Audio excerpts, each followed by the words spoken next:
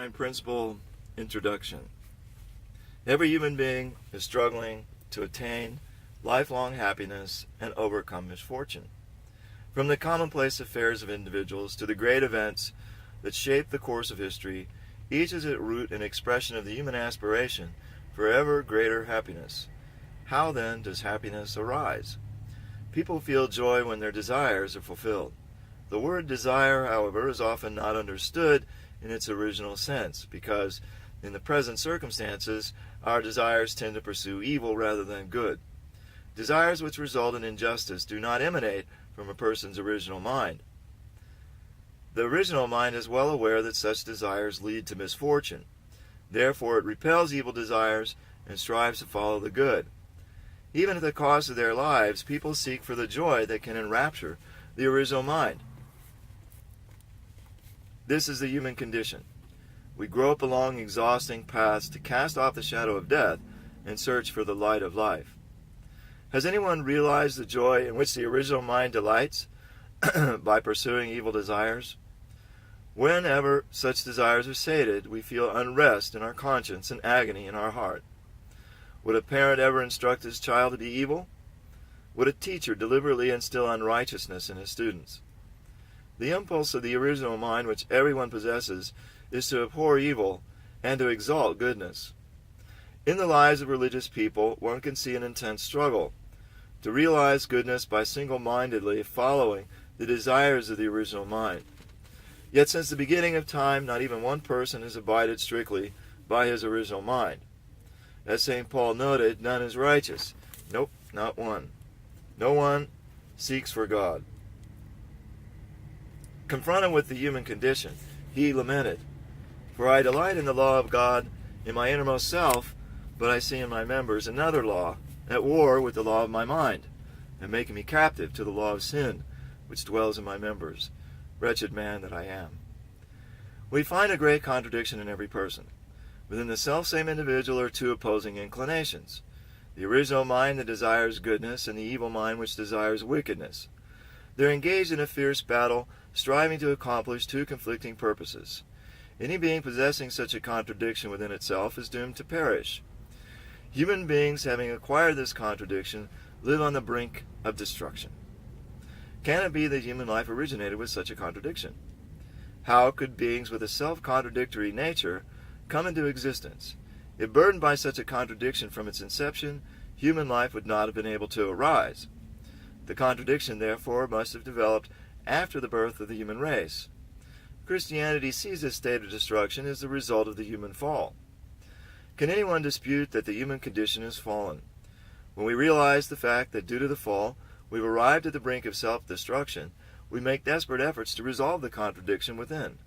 We repel the evil desires coming from our evil mind, and embrace the good desires springing from our original mind. Nevertheless, we've been unable to find the ultimate answer to the question, what's the nature of good and evil?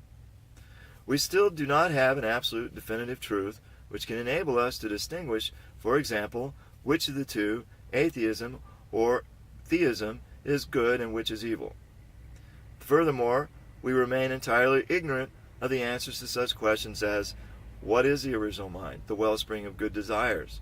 What's the origin of the evil mind which incites evil desires in opposition to the original mind? What's the root cause of the contradiction that brings people to ruin? In order to ward off evil desires and follow good desires, we must overcome this ignorance and gain the ability to distinguish clearly between good and evil. Then we can take the path to the good life the original mind seeks. Considered from the viewpoint of the intellect, the human fall represents humanity's descent into ignorance. People are composed of two aspects, an internal and external, or mind and body. Likewise, the intellect consists of two aspects, internal and external. In the same way, there are two types of ignorance, internal ignorance and external ignorance. Internal ignorance, in religious terms, is spiritual ignorance. It's ignorance of such questions as, what's the origin of human beings? What's the purpose of life? What happens after death? Do God and the next world exist? What's the nature of good and evil? And external ignorance refers to the ignorance of the natural world, including the human body. It's ignorance of such issues as, what's the origin of the physical universe? What are the natural laws governing all phenomena? From the dawn of history until today, human beings have ceaselessly searched for the truth with which to overcome both types of ignorance and gain knowledge. Humanity, through religion, has followed the path of searching for internal truth, and through science has followed the path of seeking external truth. Religion and science, each in their own spheres, have been the methods of searching for truth in order to conquer ignorance and attain knowledge. Eventually, the way of religion and the way of science should be integrated, and their problems resolved in one integrated understanding. The two aspects of truth, internal and external, should develop in full consonance. Only then, completely liberated from ignorance and living solely in goodness, in accord with the desires of the original mind, will we enjoy eternal happiness. We can discern two broad courses in the search for solutions to the fundamental questions of human life. The first, people have searched within the resultant material world. Those who walk this path, believing it to be the supreme way, kneel before the glories of highly developed science. They take pride in the omnipotence and the material comforts that it provides. Nevertheless, can we enjoy full happiness founded only upon external conditions that satisfy the flesh? The advance of the science may create a comfortable social environment in which we can enjoy abundant wealth and prosperity, but can that alone truly gratify the spiritual desires of the inner self? The passing joys of those who delight in the pleasures of the flesh are nothing compared to the bliss experienced by those on the path of enlightenment, who find the joy in the midst of simple poverty. Gautama Buddha, who abandoned the luxuries of the royal palace and became enraptured in pursuit of the way, was not the only one who wandered about homeless, searching for his heart's resting place. Just as a healthy body depends upon a sound mind, so also, only when the mind is content does the body have complete satisfaction. What of the sailor who voyages on the sea of the material world, under the sail of science, in search of physical comforts? Let him reach the coast for which he longs, and he'll eventually come to realize that it's nothing more than the very graveyard where his body will be buried. Where is science heading? Until now, scientific research has not embraced the internal world of cause. It has limited itself to the external world. It has not embraced the world of essence, but has limited itself to the world of phenomenon. However, science today is entering a new phase. It's compelled to elevate its gaze from the external and resultant world of phenomenon to the internal and causal world of essence. The scientific world has begun to recognize that science cannot achieve its ultimate goals without a theoretical explanation of the causal spiritual world. When the sailor who has completed his voyage in search of external truth under the sail of science adds another sail, the sail of religion, and embarks on a new voyage in search of internal truth, he'll finally be headed toward the destination for which his original mind desires.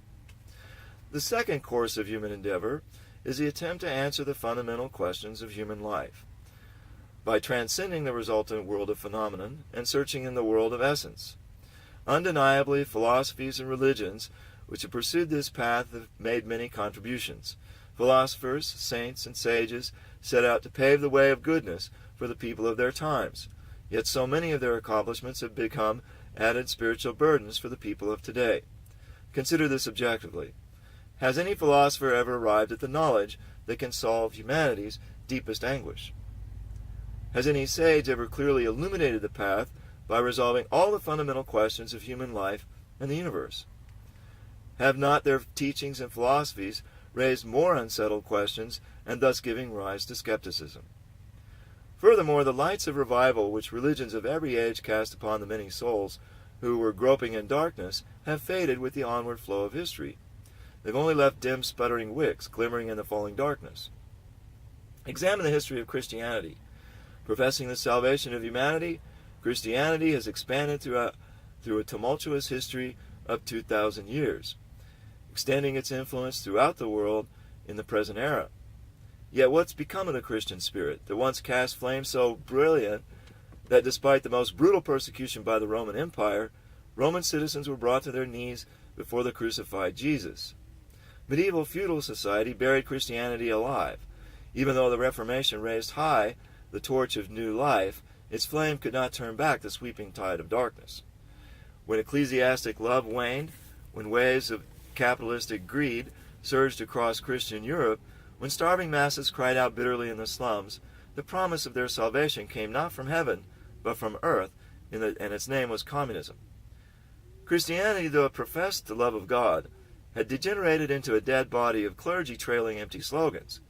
It was then only natural that a banner of rebellion would be raised, arguing that a merciless God who would allow such suffering could not exist. Hence, modern materialism was born. Western society became a hotbed of materialism. It was a fertile soil in which communism flourished. Christianity lost its ability to equal the successes of either communism or materialism, and failed to present the truth that could conquer their theories. Christians watched helplessly as these ideologies budded and thrived in their midst and expanded their influence all over the world. What a pity this is. What's more, although Christian doctrine teaches that all humanity descended from the same parents, many citizens of Christian nations who profess this doctrine will not even sit together with their brothers and sisters of different skin colors. This illustrates the actual situation of today's Christianity, which has lost much of the power to put the words of Jesus into practice. It has become a house of lifeless rituals, a whitewashed tomb. There may come a day when human efforts bring an end to such social evils, but there is one social vice that human efforts alone can never eradicate. This is sexual immorality. Christian doctrines regard this as a cardinal sin. What a tragedy that today's Christian society cannot block this path of ruin down which so many people are rushing blindly. Christianity today has fallen victim to confusion and division, and it is only watched helplessly while countless lives are sucked into the maelstrom of immorality. This is evidence that conventional Christianity stands powerless to carry on God's providence to save humanity in this present age. What's the reason that religious people, though earnestly searching for internal truth, have been unable to accomplish their God-given mission? The relationship between the world of essence and the world of phenomenon can be compared to that between mind and body. It is a relationship of cause and result, internal and external, subject-partner and object-partner. Just as people attain perfection of character only when their mind and body are fully united, the two worlds of essence and phenomenon must join in perfect harmony before the ideal world can be realized. As with the relationship between mind and body, so too the world of phenomenon cannot exist apart from the world of essence, and the world of essence cannot exist apart from the world of phenomenon. Accordingly, life after death is inseparably linked to life in this world. Spiritual joy is incomplete without physical well-being. Religions have made strenuous efforts to deny life in this world in their quest for the life eternal. They have despised the pleasures of the body for the sake of spiritual bliss. Yet however hard they may try, people cannot cut themselves off from the reality of this world or annihilate the desire for physical pleasures, which follows them like a shadow and cannot be shaken off. This world and its desires tenaciously grab hold of religious people, driving them into the depths of agony. Such is the contradiction which plagues their devotional lives. Even many enlightened spiritual leaders, still torn by this contradiction, have met a sad end. Herein is a principal cause for the inactivity and weakness of today's religions. They have not overcome this self-contradiction. Another factor has fated religions to decline. In step with the progress of science, the human intellect has become highly sophisticated, requiring a scientific approach to understanding reality. The traditional doctrines of religions, on the other hand, are largely devoid of scientific explanations. That is to say, the current interpretations of internal truth and external truth do not agree. The ultimate purpose of religion can be attained only when one first believes in one's heart and then puts it into practice.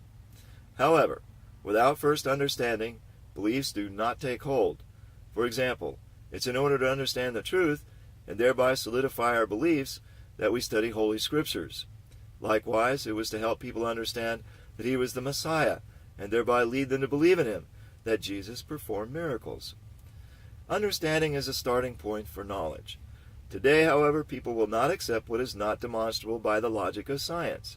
Accordingly, since religions are now unable to guide people even to the level of understanding, much less belief, they're unable to fulfill their purpose. Even internal truth demands logical and convincing explanations. Indeed, throughout the long course of history, religions have been moving toward the point when their teachings could be illuminated scientifically. Religion and science, setting out with the missions of dispelling the two aspects of human ignorance, have seemed in the course of their development to take positions that were contradictory and irreconcilable. However, for humanity to completely overcome the two aspects of ignorance and fully realize the goodness which the original mind desires, at some point in history there must emerge a new truth, which can reconcile religion and science and resolve their problems in an integrated understanding. It may be displeasing to religious believers, especially Christians, to learn that a new expression of truth must appear. They believe that the Scriptures have already been perfect and flawless. Certainly, truth itself is unique, eternal, and absolute and unchangeable. Scriptures, however, are not the truth itself, but are textbooks teaching the truth. They were given at various times in history as humanity developed both spiritually and intellectually. The depth and extent of the teaching and the method of expressing this truth naturally varied according to each age. Consequently, we must never regard such textbooks as absolute in every detail. People need religion in order to seek the ultimate reality and realize goodness in accordance with the inclination of their original mind. Thus, the purpose of every religion is identical. However, religions have appeared in different forms according to their various missions, the cultures in which they took root, and their particular historical period. Their scriptures have taken different forms for similar reasons. All scriptures have the same purpose, to illuminate their surroundings in the light of truth. Yet when a brighter lamp is lit, the old lamp is outshone, and its mission fades. Because religions lack the power to guide modern people out of the dark valley of death into the full radiance of life, there must emerge a new expression of truth which can radiate a new and brighter light. Jesus indicated that God would someday reveal the new truth. I've said this to you now in figures, but the hour is coming when I shall no longer speak to you in figures, but I'll tell you plainly of the Father. What missions must the new truth fulfill? The new truth should be able to unify knowledge by reconciling the internal truth pursued by religion and the external truth pursued by science. Consequently, it will enable all people to overcome the two types of ignorance, internal and external, and fully comprehend the two types of knowledge. Next, the new truth should lead fallen people to block the ways of the evil mind and pursue the goals of the original mind, enabling them to attain goodness. It should guide people to remove the double-mindedness that sometimes seeks good and sometimes seeks evil. It should empower religious people to overcome the contradiction which they face in their struggle to live according to the way. For fallen people, knowledge is the light of life, holding the power of revival, while ignorance is a shadow of death and the cause of ruin. Ignorance cannot beget true sentiments, and in the absence of knowledge and emotion, the will to act cannot arise. Without the proper functioning of emotion, intellect, and will, one cannot live the life of a true human being. If we are created in such a way that we cannot live apart from God, then surely our ignorance of God consigns us to walk a miserable path. Though we may diligently study the Bible, can we really say that we know clearly the reality of God? Can we ever grasp the heart of God? The new expression of truth should be able to reveal the heart of God, his heart of joy at the time of creation, the broken heart he felt when humanity, his children, whom he could not abandon, rebelled against him, and the heart of striving to save them throughout the long course of history. Human history, woven of the lives of people who are inclined to both good and evil, is filled with struggle. Today, external conflicts, battles over property, people, and territory, are gradually diminishing. People are coming together, transcending the differences between races. The victors of World War II liberated their colonies, gave them equal rights to those of the great powers, and included them as members of the United Nations. Together, they're working toward a world order.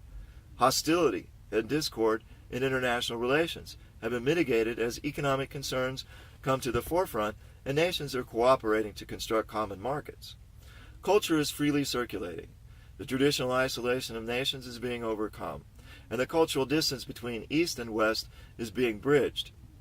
Nonetheless, one final and inescapable conflict remains before us, the war between democracy and communism. Although each side has equipped itself with fearsome weapons and is pitted against the other in readiness for battle, the core of their conflict is internal and ideological. Which side will triumph in this final ideological conflict? Anyone who believes in the reality of God will surely answer that democracy will win. However, democracy does not possess any doctrine which can win over communism, nor does it have the power to do so. Therefore, in order for God's providence of salvation to be completely fulfilled, this new truth should first elevate the idealism of the democratic world to a new level, and then use it to assimilate materialism, and finally bring humanity into a new world. This truth must be able to embrace all historical religions, ideologies, philosophies, and bring complete unity amongst them. Some people do indeed refuse to believe in religion. They disbelieve because they don't know the reality of God and life after death. Yet, however strongly they would like to deny these realities, it's human nature to accept and believe in them if they can be proven scientifically. Moreover, heaven is implanted in human beings heaven has implanted in human beings a nature such that those who place their ultimate purpose of life in the material world will eventually become to feel a great void, an emptiness in their hearts. When people come to know God through the new truth and encounter the reality of the spirit world, they will realize that they should not set the ultimate purpose of life in the material world, but instead should look to the eternal world. They will walk the path of the faith, and then they'll reach their final destination. They'll meet as brothers and sisters. They will walk the path of faith, and when they reach their final destinations, we will meet as brothers and sisters. If all people are to meet as brothers and sisters by virtue of this one truth, then what would the world look like? Or be like? Under the light of the new truth, all those who have struggled over the long course of history to dispel the darkness of ignorance will gather. They'll form one great family. Since the purpose of truth is to realize goodness, and since God is the origin of goodness, God will be the center of the world founded upon this truth. Everyone will adore and serve God as their parent, and live in harmony with each other in family love.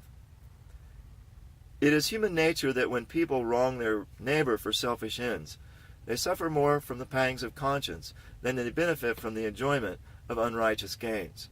Anyone realizing this will restrain himself from hurting his neighbor.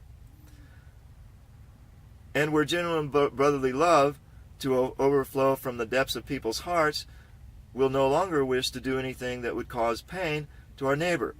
How much more would this be true in a society of people who actually feel that God, who transcends time and space and observes their every act, wants them to love each other? Therefore, once the sinful history of humanity has come to an end, a new historical era will begin, wherein people simply will not want to commit sin. The reason why people who believe in God continue to commit sins is because their faith in God is merely conceptual. It does not touch their innermost feelings. Who among them would ever dare to commit sin if he experienced God in the depths of their being? Would they not tremble if they felt the reality of the heavenly law that those who commit crimes cannot escape destiny in hell? The world without sin, which has just been described, this long-sought goal of humanity, may be called the kingdom of heaven. Since this world is to be established on the earth, it may be called the kingdom of heaven on earth. We can conclude that the ultimate purpose of God's work of salvation is to establish the kingdom of heaven on earth. It was explained above that human beings fell and that this fall took place after the human race originated. If we accept the existence of God, then it's obvious that the kind of world God originally wanted to realize before the fall of the first human ancestors. It suffices to say that this world was to be the kingdom of heaven on earth, wherein God's purpose of creation would bear fruit. Due to the fall, human beings failed to establish this world. Instead, they fell into ignorance and built a sinful world. Since then, fallen human beings have ceaselessly struggled to restore the kingdom of heaven on earth, the world God originally intended to create. Over the long course of history, they sought for truth, both internal and external, and have strived to pursue goodness. Thus, behind human history is God's providence to restore a world where the purpose of God's creation is fulfilled. Accordingly, the new truth should guide fallen people to return to their original state. To do this, it must reveal the purpose for which God created humankind and the universe, and teach about the process of their restoration and its ultimate goal. Did human beings fall by eating the fruit of a tree called the tree of the knowledge of good and evil, as written literally in the Bible? If not, then what was the cause of the fall? The new truth must answer these and other questions which have pained and troubled the minds of profound thinkers throughout the ages. Why did the God of perfection and beauty create human beings with the potential to fall? Why did the omniscient and omnipotent God not prevent their fall, even though he was aware that they were falling? Why did God not save sinful humanity in an instant with his almighty awesome power? As we marvel at the scientific laws concealed in the natural world, we can understand that God, its creator, truly is the very origin of science.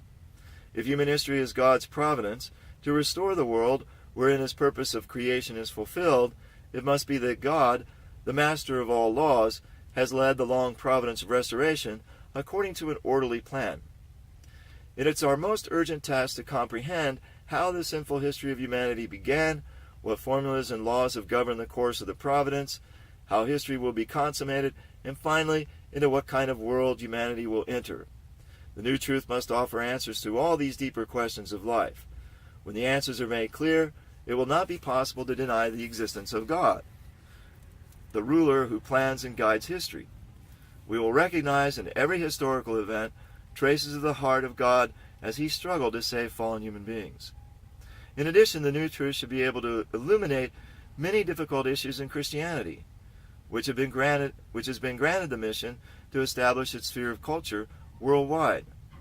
Educated people are not fully satisfied with the simple assertion that Jesus is the Son of God and the Savior of humanity. They have carried on many theological debates in their efforts to understand the deeper significance in Christian doctrines. The new truth should illuminate the relationships between God, Jesus, and human beings. They will be explained in light of the principle of creation. Furthermore, it should clarify the difficult mysteries surrounding the Holy Trinity. It should show why God's salvation of humanity was possible only through the shedding the blood of his only begotten Son on the cross. Still, difficult issues remain.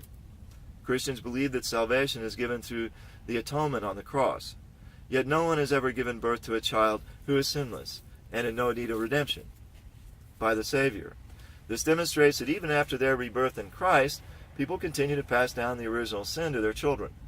This raises a crucial question. What's the extent of the redemption by the cross? How many millions of Christians in the 2,000-year history of Christianity have boasted that their sins were completely forgiven by virtue of the blood of the crucifixion?